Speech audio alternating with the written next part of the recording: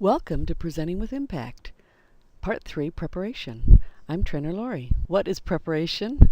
Well, it's enhancing comfort and effectiveness when you're speaking by preparing for the presentations. Characteristics of a great presenter include all these great ideas, plus they're prepared.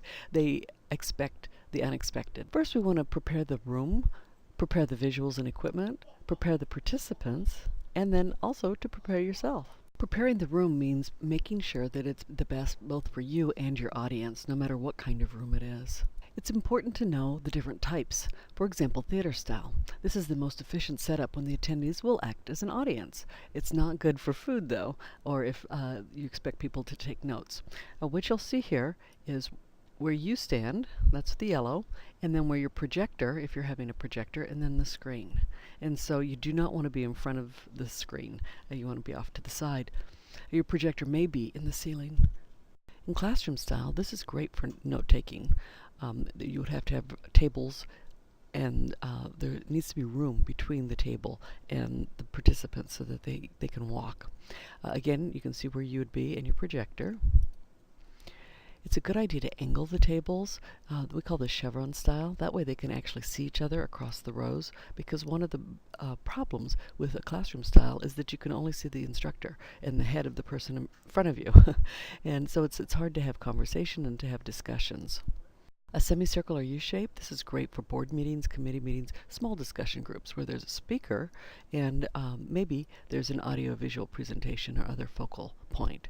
So the people on here would have a harder time seeing the presentation than people back here. Make sure that there is a skirting if the people are going to be sitting across from each other. And it's great for workspace, but it's not good for a larger group. Tables. Tables are great when you want people to have discussion and the speaker is more of a facilitator. It's easier to set up with 6 instead of 8 because the hardest part is getting people to be able to walk between here, because sometimes the chairs are touching depending on the size of the room, so be careful with that.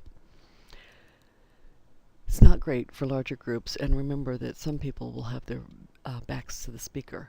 So as a speaker, you're either going to have to speak and then let them discuss and then speak again. You can't be part of the discussion, or you're going to have to move around the room so that they'll be able to see you.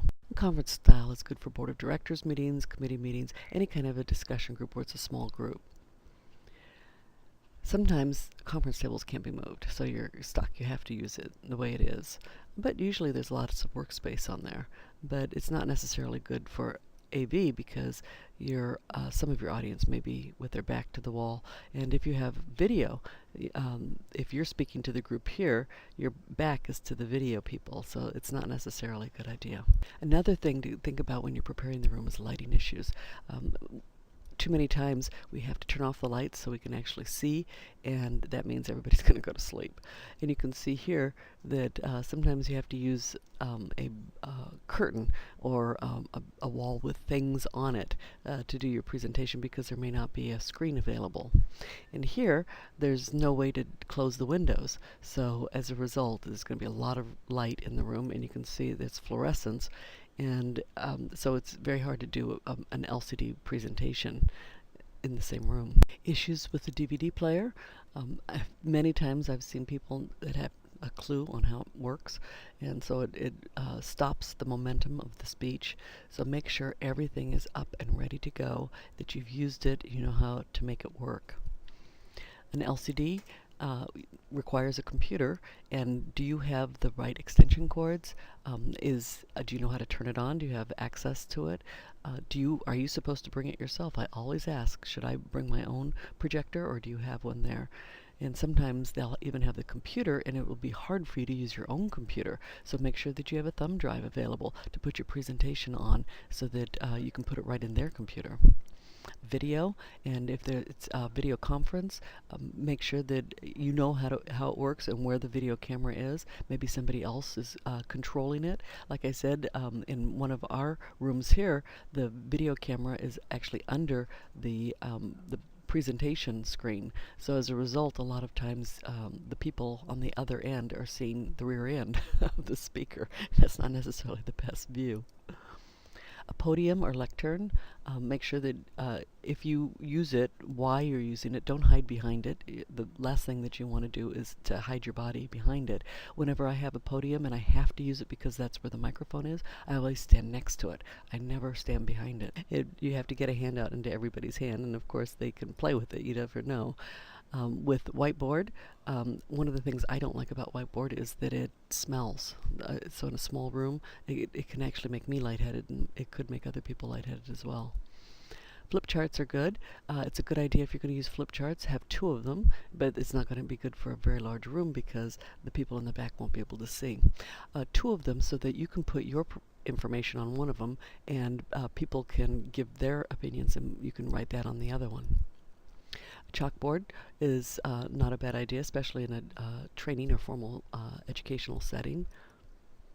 But there might be other things that you might use for visual aids. For example, one of the best speeches I ever attended was about preparation, and he used a camera as a prop. And without that camera, it wouldn't have helped sell the concept of preparation. Presentation delivery. You must practice, practice, practice, please. Do not wing it. Pay attention to the rate and volume of your speech, the level of energy and animation. Make sure you sound energized, because everything you do is going to be shown smaller than it really is. So you must magnify it so that it shows, especially in the back of the room. Your body language, make sure you know what you're doing with your body. You don't accidentally rocking or walking, pacing without thought. Make sure there's eye contact, postures, gestures. These are all things that you want to think about while you're practicing. Then, while you're doing it, think, and if you can get somebody else to do this for you, even better. If you can have somebody watch you, have them give you their likes bests. In other words, what did you like that you want to definitely do again? And tease next time, what would you want to change? And so instead of saying, this was awful, you don't want to hear that. Don't let anybody tell you that while you're rehearsing. Just say, what would you like changed next time? And don't say it to yourself either, because the more you say it's awful, the more nervous you're going to get. So instead say, okay, I'm going to fix this. I'm going to make this work. A good way to practice is using your webcam, so you can actually see what you look like, or in the mirror. Or I practice in the car, especially my opening. I rehearse it over and over again in the car, so I have it memorized. Why would you want to memorize your opening? Because that's when you're the most nervous. You don't want to have to read it from the script. You want to be able to say it, and you can get through it without stumbling. After that, everybody is relaxed, and it's a lot easier to do the rest of the speech or the presentation. So make sure you memorize your opening. It could be the first 2 lines, or it could be the first page, depending on how long your presentation is. Arrange for logistics. You never know what could happen. What if you can't make it? You're stuck in traffic, or maybe you need to change the time. So either have a backup speaker or backup time. I was part of a group that was bringing in a famous speaker, and he was also a personal pilot, and he couldn't fly because of fog. So our day-long conference did not have the speaker we expected. So fortunately, we had people in the group that were willing to speak. These are things that you need to think about, if just in case. Handouts. Sometimes it's a good idea to have handouts, but how are you going to get them there? Are you going to take them yourself? Is somebody else going to, are they going to arrive separately? So think about that. What could you do in case they don't arrive? If you're using some sort of a webinar, make sure that you have an option for that. If you've never used it before, learn how to do it before you do the presentation. Make sure you have a copy of the file on, maybe yes, you have it on your computer, but just in case your computer gets broken or lost or stolen, or it doesn't work with their equipment, make sure that you have it available on a thumb drive.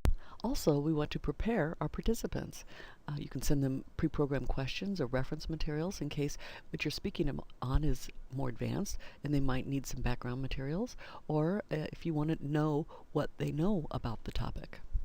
Ensure that participants have all pertinent logistical information. They know how to get there.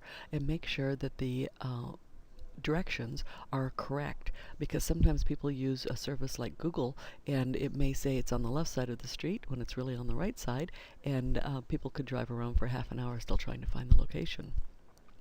Survey afterwards to gauge the success. You can either do it with a paper survey if you can collect it immediately, or you can use a service like SurveyMonkey, where you can send them an email and get 5 questions answered. Hope you enjoyed this. If you like it, please click like, and we'll see you next time. Thank you.